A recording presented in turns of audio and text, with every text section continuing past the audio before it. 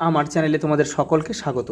আজ আমরা ক্লাস 3 রায়মার্টিন প্রশ্নবিচিত্রা থেকে অঙ্কের দ্বিতীয় পর্যায়ক্রমিক মূল্যায়নের অষ্টম স্কুল সলভ করব।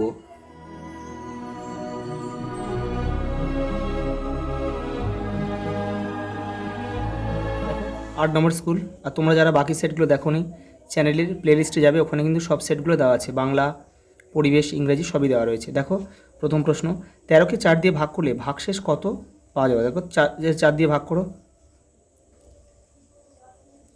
4 3 12, এখানে 1, তাহলে ভাগশেষ কিন্তু 1, তাহলে উত্তর কী লিখবো? 1।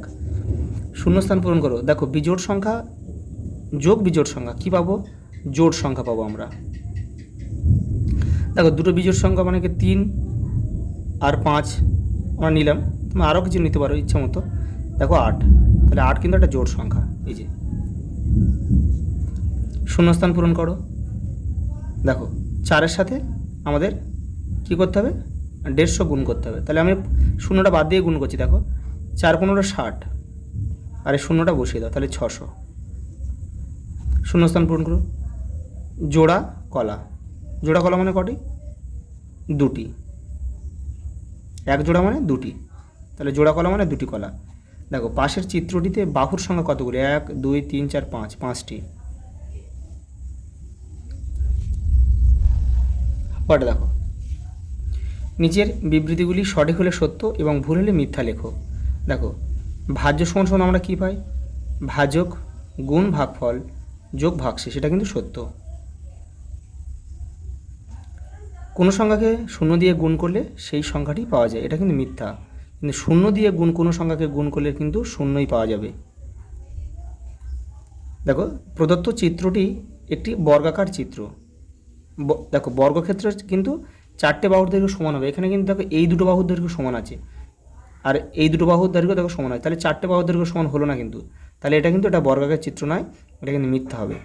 এটা কিন্তু একটা আয়তকার চিত্র, আয়তকার চিত্র এটা।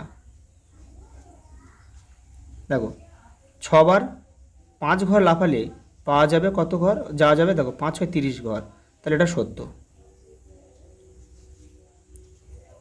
আমাদের শরীরে মোট আঙুলের সংখ্যা একটি জোড় সংখ্যা না একটি বিজোড় সংখ্যা হবে?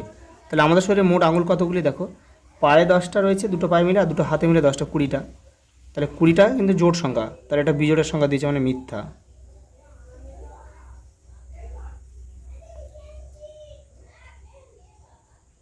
পরে দেখো ভাগ করে ভাজ্য ভাজক ভাগফল ভাগশেষ নির্ণয় করো। এগুলো তোমরা নিজেরা কিন্তু করবে এগুলো।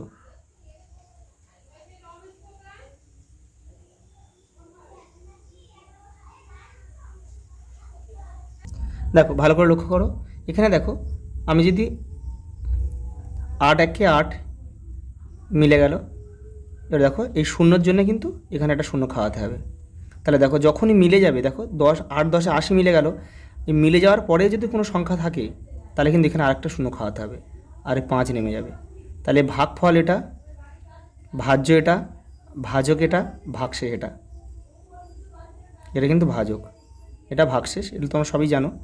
দেখো পরেরটা করে দিচ্ছি। দেখো 4 138, দেখো 3 4 12, তাহলে 1, আর এদিকে 8 নামলো, 4 4 16, 2 নামলো। তাহলে এটা ভাগফল, ভাজ্য, ভাজক, ভাগশেষ।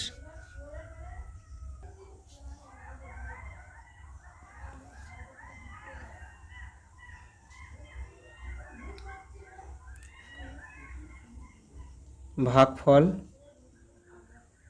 ভাগশেষ।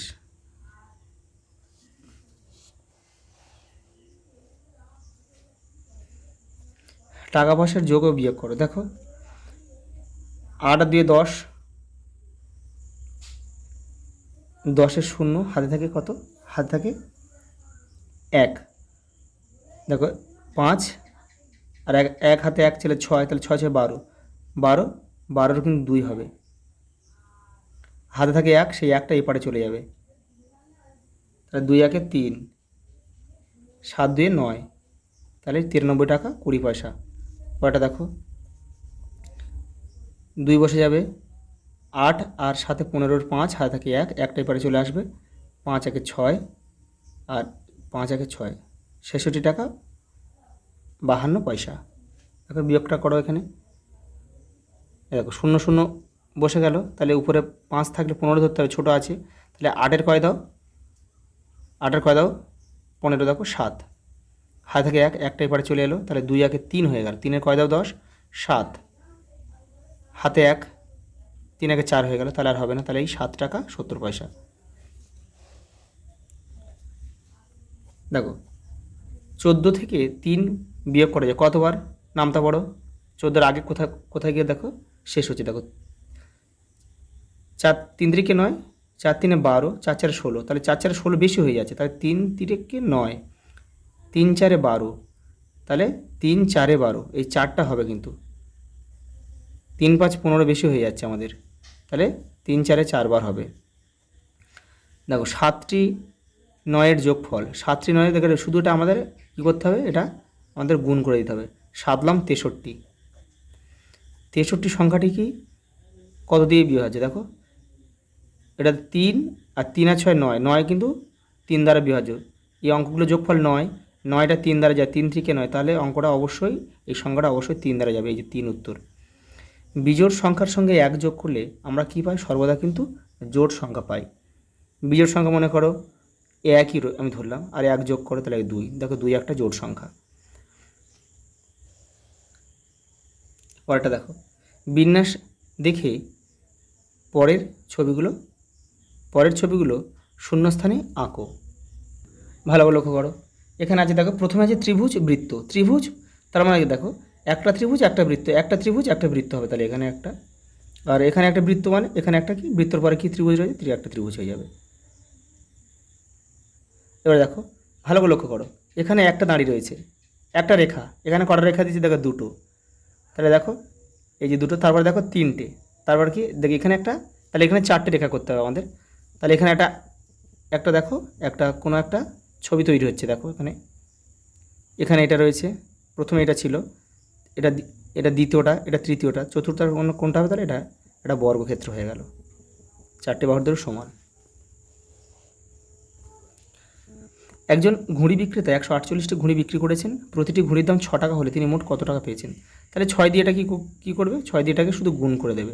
আমি এখানে করে দেখো 6 6 48-এর 8, আমি এখানে পাশে লিখছি, 48-এর 8 হাতে থাকে 4, তাহলে 4 6 24, আর 4 24, আর হাতে 4 ছিল, 24 আর 4 28, 28-এর 8 হাতে থাকে 2, 6 1 6, 6 2 8, তাহলে 888 টাকা তিনি পেয়েছেন।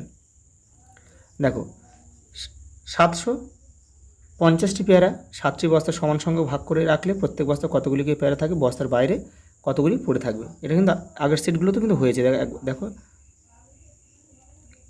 কী করবে এখানে, কিন্তু দেখো 7 10-এ যদি আমি এখানে 7 1-কে যদি 7 খাওয়াই, ভালো করে লক্ষ্য করো, দেখো এই শূন্য, দেখো এটা শূন্য, এখানে শূন্যর কিন্তু এই শূন্যটা যদি এখানে বসাই, এই 5টা নামার, তাহলে শূন্য কিন্তু দাম থাকবে না, সেই জন্য কিন্তু এখানে একটা শূন্য খাই, এই শূন্যটা এখানে বসাতে হবে, তাহলে দেখো 7 10-এ 70 হয়ে গেল। দেখো যখনই মিলে যাবে, এই মিলে যাওয়ার পরে যদি কোনো সংখ্যা থাকে পড়ে থাকে, তখন কিন্তু একটা শূন্য অবশ্যই খাওয়াতে হবে।